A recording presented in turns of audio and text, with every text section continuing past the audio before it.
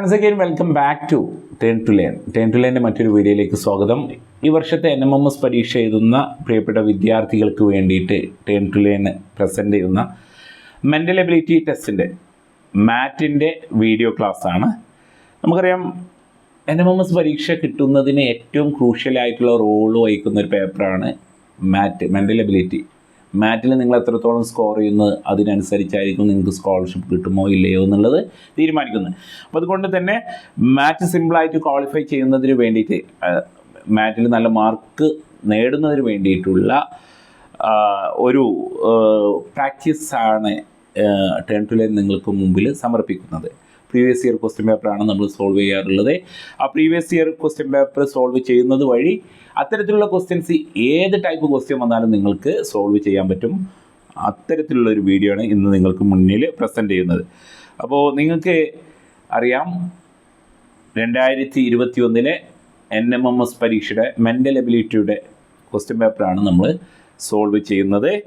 അപ്പോൾ ഇതിൽ സാധാരണഗതിയിൽ ചോദിക്കുന്ന ചോദ്യങ്ങളാണ് ചാർട്ടുകൾ തന്നിട്ട്, ടേബിളുകൾ തന്നിട്ട്, അതുപോലെ തന്നെ ഡയഗ്രാംസ് തന്നിട്ട്, ഓക്കെ, ഇത്തരത്തിലുള്ള ഒരു ഡാറ്റാസ് തന്നിട്ട് അതിൽ നിന്ന് ചോദ്യങ്ങൾ ചോദിക്കും. 4-5 ചോദ്യങ്ങളാണ്. ആ ഡാറ്റാസ് ഡീകോഡ് ചെയ്ത് പെട്ടെന്ന് തന്നെ നിങ്ങൾക്ക് ആൻസർ കണ്ടെത്താൻ സാധിക്കും.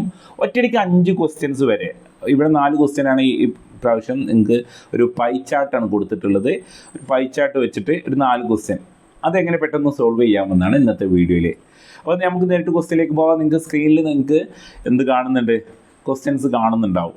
അപ്പോൾ the following figures shows the monthly expenditure of A family. ചുവടെ കൊടുത്തിരിക്കുന്ന ചിത്രം ഒരു ഡയഗ്രാം കൊടുത്തിട്ടുണ്ട്. ഒരു കുടുംബത്തിലെ ഒരു മാസത്തെ ചിലവിനെ സൂചിപ്പിക്കുന്നതാണ്. അപ്പോൾ അത് എഡ്യൂക്കേഷന്, വിദ്യാഭ്യാസത്തിന് 20% ഉണ്ട്. ഓക്കെ, എഡ്യൂക്കേഷൻ 20%, ദെൻ മെഡിസിൻ 5%, അവർക്ക് കിട്ടുന്ന ടോട്ടൽ ഇൻകത്തിൻ്റെ 5% അവരെന്ത് ചെയ്യുന്ന മരുന്നിന്, 10% ക്ലോത്ത്, വസ്ത്രത്തിന്, ഭക്ഷണത്തിന് 40%, ദെൻ സേവിങ്സിന് 10%, ദെൻ റെൻറ്റിന് എത്രയാണ് 15%. ഇതാണ് നമുക്ക് തന്നിട്ടുള്ള റഫ് ഡാറ്റയിലുള്ളത്. ഇനി നമുക്ക് ചോദിക്കുന്ന ചോദ്യങ്ങൾക്ക് ആൻസർ ചെയ്യുക എന്നുള്ളതാണ്. ഇപ്പോൾ ഒന്നാമത്തെ ചോദ്യം, അതിൽ കൊടുത്തിട്ടുള്ള ഒന്നാമത്തെ ചോദ്യം, if the total income of A family is 20,000, the amount spend for the medicine is. ഒരു കുടുംബത്തിൻ്റെ ആകെ വരുമാനം 20,000 രൂപയായാൽ മരുന്നിന് ചിലവാകുന്ന തുക എത്രയെന്നാണ്. വളരെ സിമ്പിളാണ്. എത്രയായിരിക്കും ആൻസർ? ഓക്കെ, നമുക്കറിയാം മരുന്നിന് ചിലവാകുന്ന തുക എന്ന് പറഞ്ഞാൽ എത്രയാണ്? 5% ആണ്. 20,000-ന് 5% എത്രയാണ്? 20,000-ന് 5% എന്ന് പറഞ്ഞാൽ 20,000-ന് 10, 5 കണ്ടെത്താൻ ബുദ്ധിമുട്ടുള്ളവർക്ക് 20,000-ന് 10% എത്രയാണ്? ഒരു 0 വെട്ടിയാൽ മതി. എത്രയാണ്? 2,000.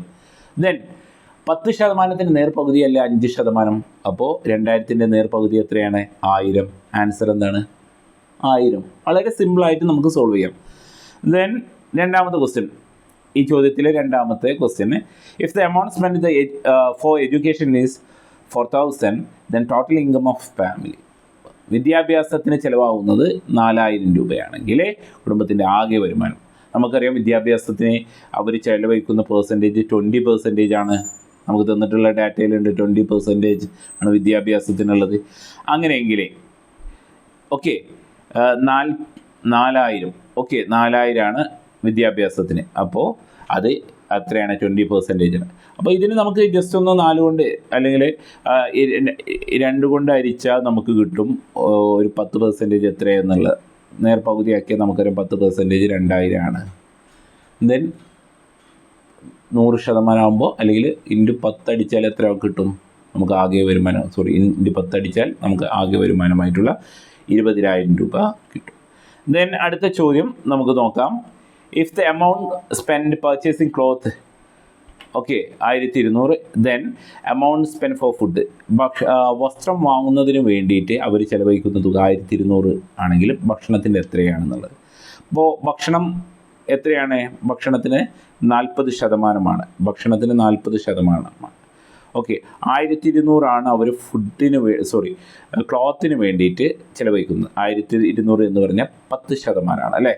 അപ്പോൾ 1200 10 ഗുണിച്ചാൽ നമുക്ക് ടോട്ടൽ ഇൻകം, അവരുടെ ടോട്ടൽ ഇൻകം കിട്ടും. അത് 12,000 രൂപയാണ്. ഓക്കെ, 12,000-ൻ്റെ 40% എന്ന് പറഞ്ഞാൽ എത്രയാണ്? 12,000 ഇൻറ്റു 4 അല്ലേ? അതിനെ നമുക്ക് 4 ഡിവൈഡ് ചെയ്യാം. അല്ലെങ്കിൽ നമുക്ക് ഇത് 10% കണ്ടുപിടിച്ചാൽ 10% 1200, 1200 ഇൻറ്റു 4 എത്രയാണ്? 4800. ആൻസർ എത്രയാണ്? 4800. Right answer 4800. Then last question, the ratio ആണ് ചോദിച്ചിട്ടുള്ളത്. അനുപാതം അല്ലെങ്കിൽ അംശബന്ധമാണ് ചോദിച്ചിട്ടുള്ളത്. The ratio of expenditure on the education and savings. വിദ്യാഭ്യാസത്തിന് ചിലവാകുന്ന തുകയും സമ്പാദ്യവും തമ്മിലുള്ള അംശബന്ധമാണ് ചോദിച്ചിട്ടുള്ളത്.